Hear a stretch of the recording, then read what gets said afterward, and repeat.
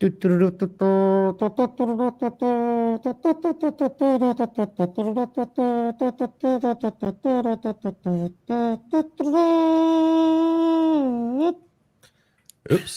And we are live. Yay. Well, yay. Welcome everybody to episode 191 of Live at the Hive Digital Marketing from the Trenches. I am Dan Nadelko. I'm Stacy DeSantis. And I'm April McCall. All right. So the ladies have taken over. Oh yeah. April's camera's going wonky. Oh, she's back. Wonky.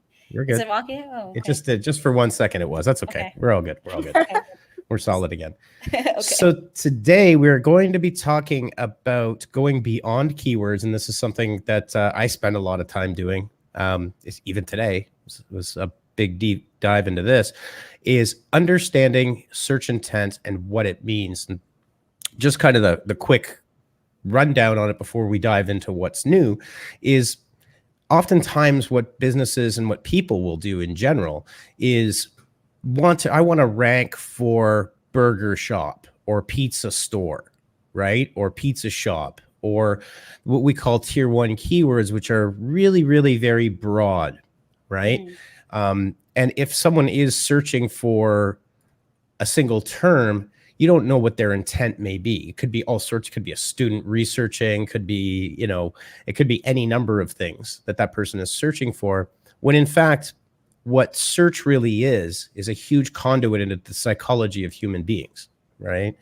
And the psychology of human beings means that we're driven to find a solution. There's several types of search intent that we're going to dive into, but we really want to kind of reinforce going beyond this notion of keywords. For example, you could have real estate, but what does that mean? Is someone searching for the real estate trends? Where are they looking? What are they looking for? Are they browsing, right? So we're going to dive into what search intent is all about, and we're going to kind of show you some examples that you can use in a very practical series of ways. I mean, this can get very advanced for larger sites, but it can also be very simple, the point to which almost anybody could really create a great set of queries, understand the search intent of their audience, and build the content on your website to match that. And in turn, it generates a lot of inbound leads. It'll generate a lot of not just visitors, but turning them into users and leads. And there you go. That's the summary. I could talk about this for hours. We're done. Yeah. We're done. We nailed it. We nailed it. Okay, but first we're going to dive into the regularly scheduled programming of what's new. All right. So more updates. Facebook announcing updates to targeting minors, Instagram shop ads, and more. So again, it's a whole slew of new tools. But yes, making changes. Age targeting is going to be severely affected. There's some geographic limitations to this. Targeting options, including detailed custom audiences, will no longer be able to target people under 18 globally, which, you know what, I'm personally fine with that. Yeah. I don't think that anybody under 18 necessarily should be targeted. That's Disney's job to brainwash our kids. Yeah. That's true. And I think that recently came out, since there's some changes in Google ads as well, So I think everyone is, all these platforms are slowly jumping on the bandwagon when it comes to changing their target and their audiences when it comes to, minors or people under 18. Yeah, exactly. So we've got a few usual suspects. Hello, Andrew. Hi. Marissa. Hello, welcome. Thanks for saying hi. And if you are lurking on the stream, please do say hi. If you've got any questions, you can drop them into the chat at any time, or into the comments if you're watching after the live. Cool. Yeah. So this one I really like. A lot of this stuff is coming out. Facebook's new campaign ideas generator. You pair that with the Facebook ads library. You can go see anything that your competition is or has done. So again, I think there's a lot of these changes that are coming about that are causing people to feel squeamish, but they're being paired with a parallel set of tools that are slightly different, that have twists to them. So now is the time to really dive into these tools, take advantage of them. Like we talk often about being an early adopter, Facebook will want you to use them. And also, like, early tools, not to say exploited, but they're usually not perfect. So they may give you more of a benefit than even just the basics of what you may be seeing, right? Yeah, so this one, again, we have another one on Instagram, but this is something I've been calling for almost 2 years now, is that Instagram is going to be a shopping social platform. And I think Facebook has aspirations that it will at some point, between Facebook Marketplace and what they're doing there, want to make it a viable competitor to Amazon. 100%. Yeah. So Instagram shop tab will then have, they're testing ads out on there. So if you're doing e-commerce, you definitely want to be on that shop tab. Oh, yeah. 100%. Okay. And a lot of people have been just using Instagram to shop anyway. Just, it's great for browsing already. Inherently, people are doing it. So why not leverage that? And you see a constant, not just Instagram, but overall influencers doing merch drops and selling, using their social audiences, whether it's on YouTube or Instagram or Facebook, wherever, TikTok they are. So you can't diminish the power of these social networks in order to sell product. People have been doing it for several years, and now they're just building in tools to facilitate it. Yeah. And helping you find different ways to monetize what you're trying to sell too. Absolutely. So, yeah. All right. So next up, April, take it. Was this one you wanted to do? This one? Yeah. Yeah. So Instagram actually added a new audio tab to its search option. So I find this one pretty interesting because I feel like it's almost an addition to Instagram trying to compete with TikTok a little bit, of course. So the ability, basically this tool allows you to search by audio. So I know, in Instagram, you can click on some of the keywords or some of the hashtags, actually, sorry, and you can find certain content in relation to that. But now you can, search by audio clips. So whether that is from your favorite musician or maybe a trendy, that trending noise sound, the Home Depot sound, maybe. I don't know, finding your favorite memes. So yeah, I thought it was pretty cool. I'm surprised April didn't bust out into what I've been singing all day, because that song from Drake. I've been running through the 6 with my woes. I've been doing this all day, so this is a great way to Stacey. Aren't you a little bit old to be rapping Drake? No, man, young at heart. There it's you her go. birthday today. You gotta give it to her. That is true. It is happy birthday for Stacey Day. That's for sure. Yeah. I think this is definitely a brand new audio tab. It's really what TikTok has had as a feature for, I think, since day one, to be honest, since they were Musical.ly. So it's a nod to that. Yeah. So it's covered in here as well. Well, people are just getting used to using sound search almost as another way to search for any type of content, right? So not having it is almost it's almost like having 3 wheels on a car now. You need 4 to go. Yep. Absolutely. All right, so let's jump into the next one. We did we did just we just talked about this Instagram testing ads in the shop tab, so we'll jump over that one.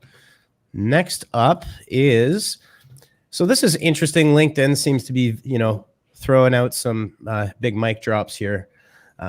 Adding native video meeting options, facilitating enhanced connections in the app. Pretty interesting. Love it. Great. Yeah, I love that feature. I think it's great because I know on LinkedIn, people have all types of, there's a lot of video software and video conferencing software now, and there's a bunch of links going out. So it just makes sense that if you want to connect with somebody on LinkedIn or maybe a potential candidate or whatever, that you can just have a one-on-one right on the platform so you can stay right there, which is a really great idea.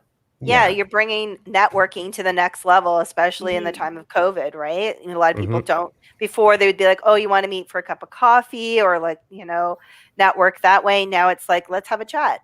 Yeah, well, I think the other thing too is, and I do a lot of social selling and, LinkedIn Sales Navigator. And if it do it properly, not just spamming people with InMail, but if you're building legitimate connections on LinkedIn, which you should be doing, especially if you're in sales.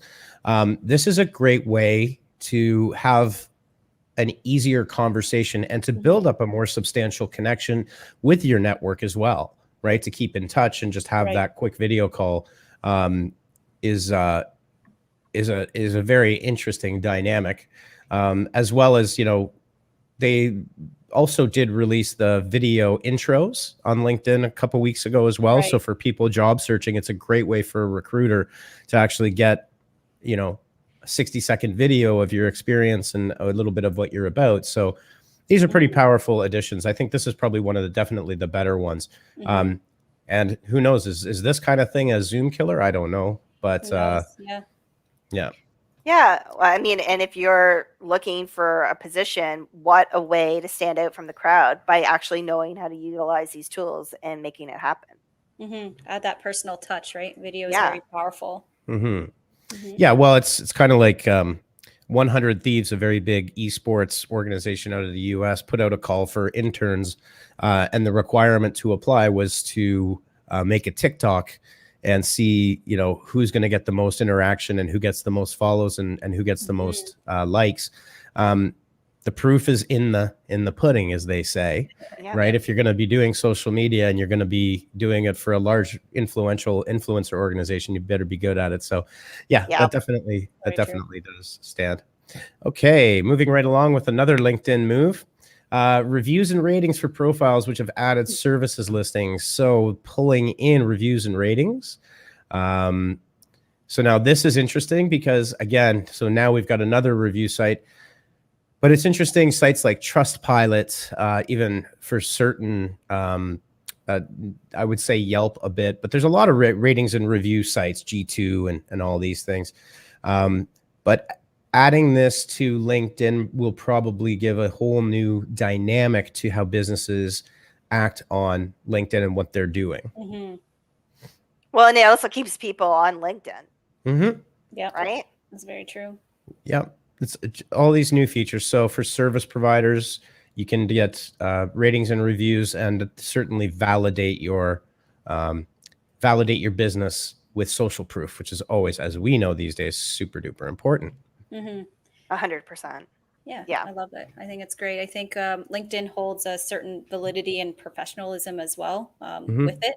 So I think reviews just make sense that, you know, people may or may not trust these other review sites, but maybe on LinkedIn we'll have you know, the advantage that way. So it'd be interesting to see how that works out. Yeah, for sure. So Courtney is saying they added that new featured video to anyone with a content creator profile too. Better late than never. That's true. Yep. That is very true. All right, so moving right along to our last one. Good old Reddit. Reddit's just hanging out at the party, dancing on the floor, just doing whatever they want to do. Reddit being Reddit. It's interesting. Now, if you're on Reddit, you'll understand why this is probably a really good idea, but there's a lot of clips and a lot of videos and a lot of shorts and lives that actually run on Reddit, but they're kind of scattered throughout the subreddits, right? Yeah. So this is actually an interesting take. So it is a video feed option, but what it's doing is it's pulling videos from your favorite subreddit. So here's I guess they found some link between people that like pottery are also into bookbinding, which I guess they would know better. Yeah. But tapping a video, you can scroll through the feed, and it can promote also other communities as well within the Reddit iOS app. So this is a new beta. It's just being rolled out.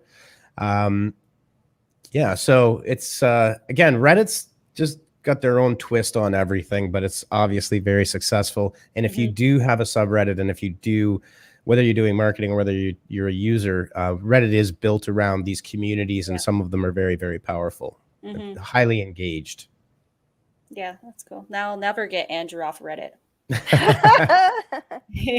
I avoid going on Reddit during working hours just because of the rabbit holes. Yeah, you can fall in. Yeah, you can spend a lot of time there. Oh yeah, I've done it before. So, but these videos will probably make it even harder to move away, which I guess is a good point for them. But if you want to ever find out what your people really want to talk about your product or your brand, go to Reddit and you'll find That's very all kinds of goodness. Hopefully. Yeah. I'm staying positive. The glass is half full. Yes. Oh, yeah. Reddit is a source of, well, sometimes not always truth, but you definitely get the closest thing to the old school internet out there. That's for sure. All right. So let's go. Andrew got called out. Yes, Arissa, he did. Yeah. Sorry about that. All right. So now Andrew we're asked getting a question, Dan. Oh. No, there is not a honeypot marketing subreddit, and I will tell you why. Because if we did, no, I mean, really, I would never make a honeypot marketing subreddit, only because that's topical to a brand. And if we were to do something, I would do something more along the lines of digital marketing. So we participate, I do participate in several SEO, digital marketing, Google ads, myself individually with links back to honeypot marketing. So that makes sense. If you were to do something like that, like if I was an influencer of larger size, they all have their own subreddits that are attended to by their mods, right? But companies typically don't do so well unless you're like Twitch, you know what I mean? That's slightly different. But yeah, it would be a whole lot to manage, and it would probably get pilloried by the Reddit community because they don't like companies unless they're service providers coming in there. It's a very defensive community. It's pretty crazy. So that's why. Yeah, fair enough. Let's we don't want to go into there. Yeah. All right. So let's talk a little bit about search intent. And this is something that is kind of near and dear to my heart, only because I've been in the SEO world for almost 20 years. And some of the Arissa's saying something here. Arissa's saying, I find that subreddits tend to be more niche communities. 100%. Like Reddit is huge because of exactly what we talk about with the tail of search, where some of them are small. A lot of them are small, but there's millions of them. So people have formed their little tribes that they get into, right? And then they become active members of these pretty niche subreddits. And it's like an ant colony, right? Like an ant colony. One ant isn't powerful, but you put a colony together and they're pretty powerful. And that's, to me, subreddit 100%. Cool. Oops, what did I just do here? There we go. All right. So pet peeve time. Here we go. When people develop a website. Strap in. Hold on. Yeah. When web developers develop a website and say, then we'll get somebody else to do the SEO, or someone says, can you make some SEO content for me? Or someone says, that's an SEO page. All of these things are incredibly, ignorant things to talk about, because a search engine is not a thing. Right. It's a conduit. The search engine itself is only connecting one user to the wealth of information on the internet that currently exists. And if we take a step back and think about that, that's an extremely powerful tool, right? And that's why Google has been so successful in large part, is organic search has driven a lot of the actual usage of Google itself. And then the ads came in and monetized their world, right?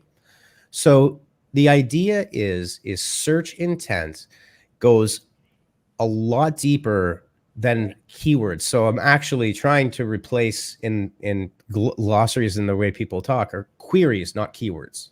Yes. Right? Yes. A query is a question, and a keyword is just a thing. Right. Yeah.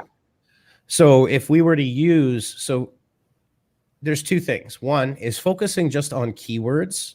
Like, okay, so if I worked at Shopify and I know a bunch of guys on the Shopify team, or a bunch of people on the Shopify SEO team, and they're all very smart and they totally understand this. If it was old school thought, people at Shopify would say, well, we should rank for e-commerce. We got to rank #1 for e-commerce, right? The reality is, no, you don't. You need to rank for things like, how do I open an online store? Right. Yeah. Right. 100%. How do I sell online? Right. Those are search intent versus keyword, right? And then search intent pulls into a whole bunch of different types of intents. And you could I mean, Google's used the term micro moments, and we've talked a lot about those micro moments. We are going to talk more about, there's like 4 quadrants of typical search intent, but search intent for your own business is a lot different based on each business, right? So we're going to dive into all of that and really kind of do a deep dive. I've implemented this literally hundreds of times in hundreds of industries, and it's always a slight little twist on how search intent gets you to like a transactional intent, right? Yeah. Okay, cool. All right. Yeah. So we kind of just talked about this.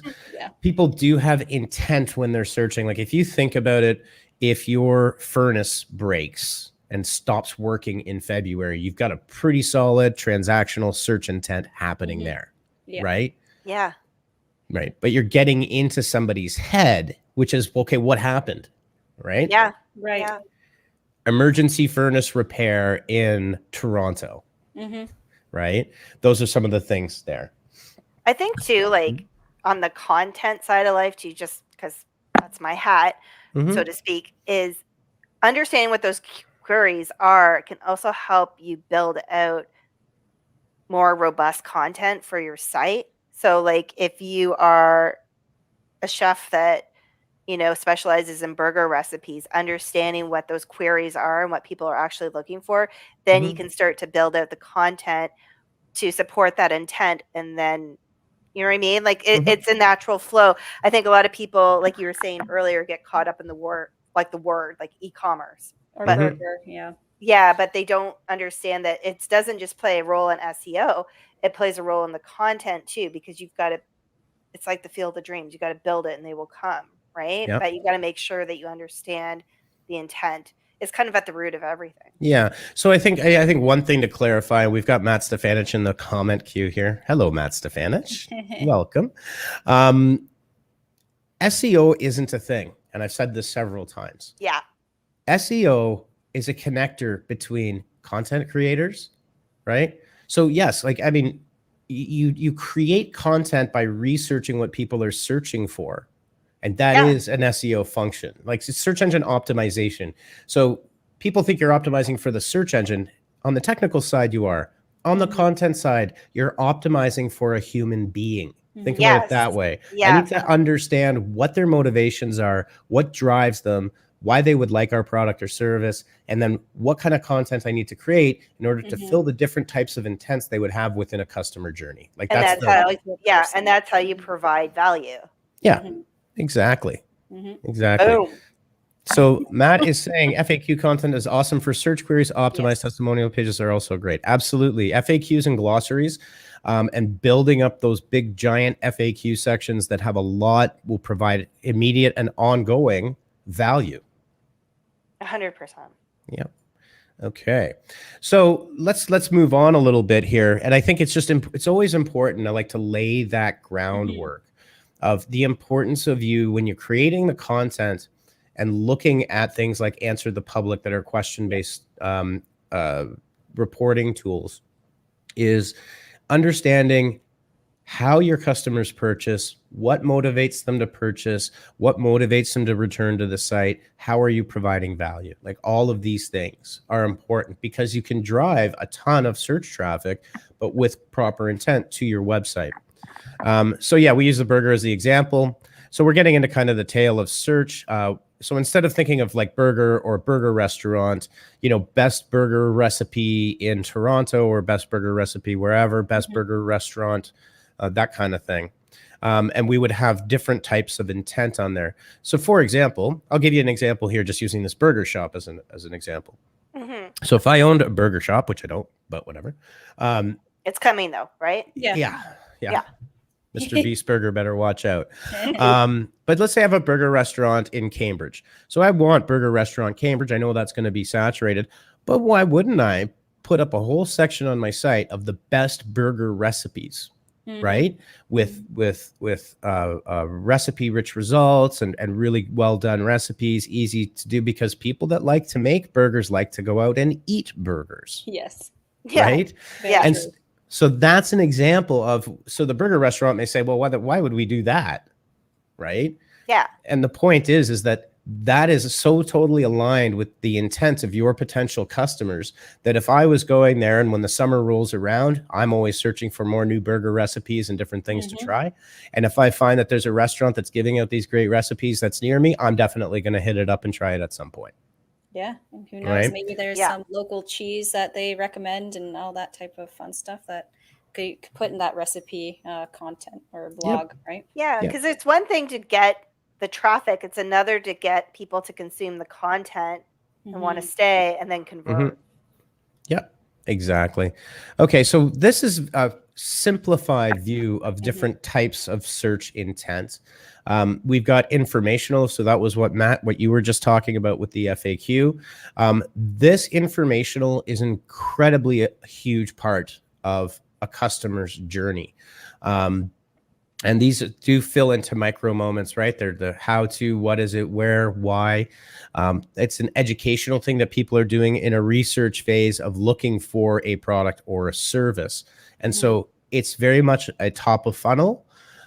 It can establish you into keywords. This is another thing that we'll talk about, into queries, I should say. If you have got a large resources section that applies to your customers and it's a place they can go and people will come back. So if I was a pool supply store, I would have a whole one. I'd have a massive YouTube page. There's actually Swim University is I think it's an offshoot of a pool company in the States, but they created a massive YouTube channel just based on all the common questions, right? I've got algae in my pool, whatever, right? You keep going on. That thing, I'm sure, has driven them like millions of dollars in revenue and that kind of content. Okay. Amazing. Yep. Navigational. So quite often this will be branded. And also you can kind of look at this as cornerstone content where people will want to come in and learn about a specific topic. So it's all part of that. Transactional. So this is, I want to do, right? Yeah. I want a checklist. I want to buy this thing, right? Like that furnace example that you mentioned. Exactly. So Arissa's saying there's a local car wash worker who's been making YouTube videos about how to take care of your car. You know what? That's genius. Like absolutely. That literally, and it's so simple to do because the technology is there. And yeah, it's, you know, people want to know how you can help them and how they can help themselves, right? Because they're not always gonna come in to you. So that's a great example, Arissa. All right. So commercial intent as well, it's kind of close to transactional, but free samples, free versions, I would actually put under the commercial. Well, no, it's probably more informational, but I'll correct myself there. Where is it? Yeah, you can free versions of products, get yourself in front of their eyes. It really does start with the informational search intent. That's the top of it. And the one thing to keep in mind, and we're going to talk about this, about how to create content. Google's pretty scary intelligent. Like you hear about Skynet. This is an incredibly intelligent artificial agent, right? Like these, it's not a stupid thing like it used to be. So what ends up happening is Googlebot will come and read your page. So let's say you have those FAQs broken out properly into different sections and you have them on different areas of your site. Google understands context, right? And it understands semantics and relationships.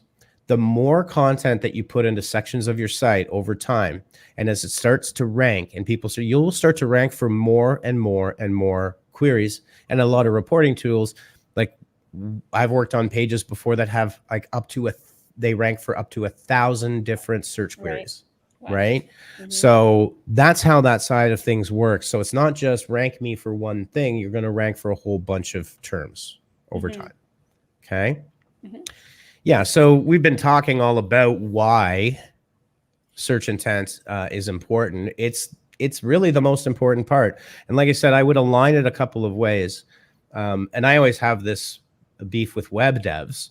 If a web developer says, I don't know anything about SEO and I don't want to know about SEO, you should not be a web dev. I mean, there's back end and front end and all sorts of different stuff too. But let's say if you're full stack, you got to know this stuff. It's literally the foundations of how things can be found on the internet, right? And that's the connection to technical SEO, right? That's one side of it. On the content side is what we're talking about now with search intent, is that content creators need to understand the tools that will get them the answers, understand the customer, understand the search intent, so they can provide great, useful content for those users. Yeah, definitely. Was that a mic drop? Mic drop. Totally mic drop. Yeah. I'm like, I'm done here. We're good. Arissa saying, I have to go now, but I enjoyed watching this. It was really interesting. Thanks a lot for dropping by. And Arissa, you can watch the replay. It'll be on our Facebook page, our YouTube channel, and on Twitter. So you can always watch it offline as well. Most people do, actually. Yeah. Thank you. Thanks, Arissa. Thanks. Yeah, I was actually on a well, not a sales call, but I was on a call today with a former client, soon to be a new client, only because he moved on. And he mentioned that he's been watching our videos for the last 2 years. Oh, wow. Yeah, people lurk. Cool. People lurk. They lurk. They are. Yeah, that's true. Yeah. Okay, so we're going to talk about some basic. We are actually talking all about how to optimize for search intent. So it's kind of a deeper subject than that. These are some basics that you can use to get started. Obviously, basics on metadata and content to the intent. So you want to really start. I think the first place to start, and I'm just going to pull up something a little different here.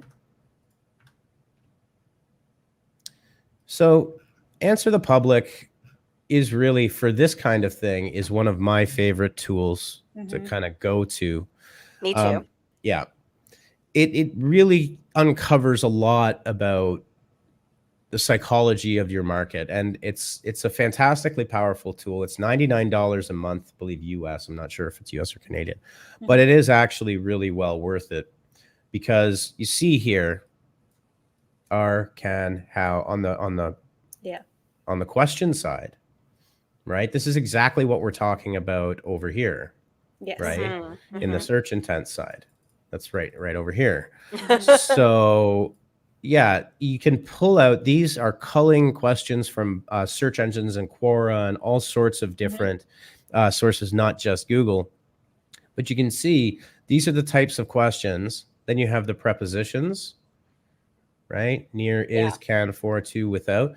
And you can generate a massive list of really strong intents that you're going to get from this engine itself. Yeah, I love this tool. Yeah. And then you use what I call the seed and stem technique. I've got a video about it. And you start with determining in Google what your core terms are. So you start with your own list, and then down at the bottom, there's related terms that Google says. So you start with a seed, which are your initial keywords, and then you move down. You look at the bottom of the Google search engine. It's really easy. It'll show you 8 results pretty much every time.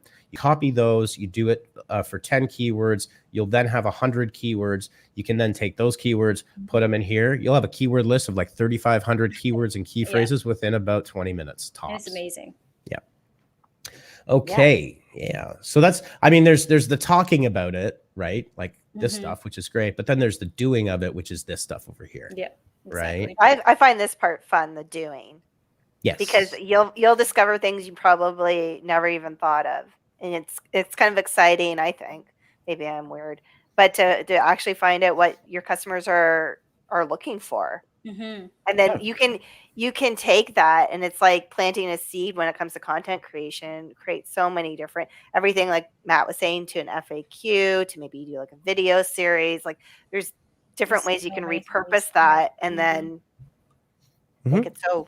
Well, yeah, and it's the idea is to create content that informs, educates, entertains, that's useful, right? Yeah. It isn't just a wall of text, because what will end up happening over time is you'll become that kind of trusted source, right? I won't call it a thought leader because that's a bit cheesy. That's not exactly what it is. But if you've got a website that is highly informational and fulfills search intent, then you're going to be successful with your SEO program. Like it's really what it does come down to. So a few tips just on how to create this content. When you understand what your search intent is, that's those list of questions and how you're going to organize them all, right? The next thing you want to do is craft your content on your site to match those grouped areas of intent, right? And obviously your basics, the title, the meta description, your H1, H2 tags, the content on the page, it's actually incredibly important. And the reason behind that, when you're designing for search intent, right, is that quite typically the competition is nowhere near as fierce as it is for single and two keyword terms, right? Very true. So you'll be able to rank, but in order to rank for that, your content needs to align properly with it. Okay. And yes, please avoid clickbait. Don't try too hard and don't keyword stuff. Just write it naturally. I was just gonna say that. Yeah. Oh, I've seen that so many times. Like, you'll lose that trust too, right? That person's intent. They'll never. There's nothing more frustrating when you think that you found a viable source of information and you go in there and you're like, this was such a waste of my time. Yeah. Oh, 100%. Yeah, exactly. Competitive analysis. One of the things that we do a lot of is what's called seek and destroy SEO, which is you examine your top 3 competitors, you examine their backlink profile, you examine what pages they have that rank in the search engine, and you do what's called a gap analysis. Okay. In very competitive industries, right? If it's saturated, very competitive, this is how you break in, is by finding the gaps. And you can do this with small businesses too. You find the gaps in your competition where they don't rank. You can use a tool like SEMrush or Ahrefs to find those, do that competitive analysis. And then you'll see their top ranked pages. Let's see if I can switch off here for a second. Let's see if I got something ready to pull up. I don't think I do, but I can find something pretty quick. And then by creating your content in such a way that it appeals to it, and if your competitors aren't there, you can walk right up the middle, right? Yeah, there you go. Like a stealth attack, like you said, search and destroy, right? Exactly. It really is fitting name. That's great. Yeah, these tools are super powerful. They really are very, very powerful here. Okay, they offer great academies as well. So if you're ever interested in learning or going, going through some of these platforms, they have great academies so you can learn yourselves as well. Yeah, exactly. Let's see here. Just give me 1 second here. Yeah, no problem. Yeah. So I'm just looking up at the organic research for our own site, and I just want to find, here we go. Cool. Okay, here we go. We're back. So this is just an example of the top pages. So you can see here in organic research, you have the top organic pages. You can do this for any of your competitors. You'll see how much traffic they're getting, see the keywords. So this one has 127 keywords that it ranks for. This one has 52. That's our homepage. And so you can really do this with any site. You can grab that and find out where they are, find out where they're not, compare it to your list of keywords and queries that you've developed on your search intent from over here, right? Then start to say, okay, check. They don't have this type of content. And you can research that, and then you can create that content to match your search intent. It's kind of the formula. Or not the formula, but the recipe, I'll call it. It's just the same thing. Yeah. Okay. It's kind of like the burger recipe. Yep, exactly. Yeah. Maybe hungry. Exactly. Another important part here is to optimize for user experience. And that's really important these days. Mobile first. So you want to design your page mobile first. Definitely. 60 to 90% of all traffic is mobile these days. Avoid the use of too many. You see this because it's so popular, right? You've got a lead gen bar that pops up, a chat bot pops up, another pop-up pops up. And then when you do an exit, another one tries to pop up. Like, calm down. Don't overdo it. Try to optimize to optimize the user experience for the search intent, And I'm going to show you some examples. For example, if you have an Amazon store, obviously your search intent is transactional, right? And then what you want to do is from a product page, there's a different user experience for a product page than there is for an informational page, right? Those two experiences are different. So you need to figure out the best way to deliver the right content at the right time for the right context, right? 100%. Like, yeah. Also, we should mention about like making sure that you're optimizing for site speed too, because people are going to bounce really fast if that's Absolutely. Images are not optimized, yada yada. You know. Well, and I think there's a lot that goes into that as well. It's not just that, right? But it's like one thing that's important to discuss here is that they're called the core web vitals, but there are signals within Google, and there's a lot of theoretical tests that people do, that SEOs will do, try to figure it out. But Google has come out and said, if you have a poor user experience and your page has a very low time on page and a high bounce rate, we're not going to rank you as highly as a page that has a long time on page. Bounce rate's okay if it's a single page in and out. Like if it's a landing page, it's a long form landing page, then that's not invalid. But if you have a 2-second time on page versus someone that has 47 seconds time on page, the 40 seconds time on page is going to be pushed up. Yes. It will. Okay. So that's another thing to really keep in mind, is that that's a very important part of this. And again, you can see here, it's like, that's why I bristle when people say, well, let's make some SEO content and throw it up on the site. Like the whole site is included in this. Yeah. Yeah. It's an ecosystem, so to speak. It's a lot of pieces. You can't build a house on a leaky foundation. Stacey needs that on a t-shirt. I do. Yeah. Totally. Okay, since we're already at 5 o'clock, I just want to talk about one more thing, and then we can wrap it up here, since I feel like we're deluging people. So keywords, what gets a little bit more advanced is that there are multiple intents that can happen on a single page, right? And it's hard to say. I don't think we can make a blanket statement that most people have a single intent. I think it's, again, there's more nuance to this. It's not that there's a famous kind of joke in the SEO world is that only good SEOs will use the same line over and over, and that's it depends. Right? There's no black and white answer for everything. It depends is kind of the go-to answer, because there's nuance and context to everything. So I do want to show an example of some really awesome So this is Conversion Excel, right? So now this is a sales page, okay? That actually has, you can see there's multiple intents, but the main intent is obviously they want to sell this training course to you, right? But looking at the headline, become great at digital analytics. Okay. So that one thing, when people take a course, it's probably because they're frustrated, stuck, or they've all of a sudden hit a spot in analytics that's gone beyond them. Right. So this is putting the intent into they understand the intent of their customers and potential customers, right? They're not talking about them. They're talking about me right now as I'm reading this. Right. Learn data storytelling, master the discipline, will help you get a job once you graduate. Right. Yeah. Now let's dive into this page just a little bit more, because it would be like, oh, okay, I'll start the 7-day trial, but it goes deeper. So they've got the trust and proof. Again, becoming a pro at digital analytics. They start to talk about it. Then they have more social proof.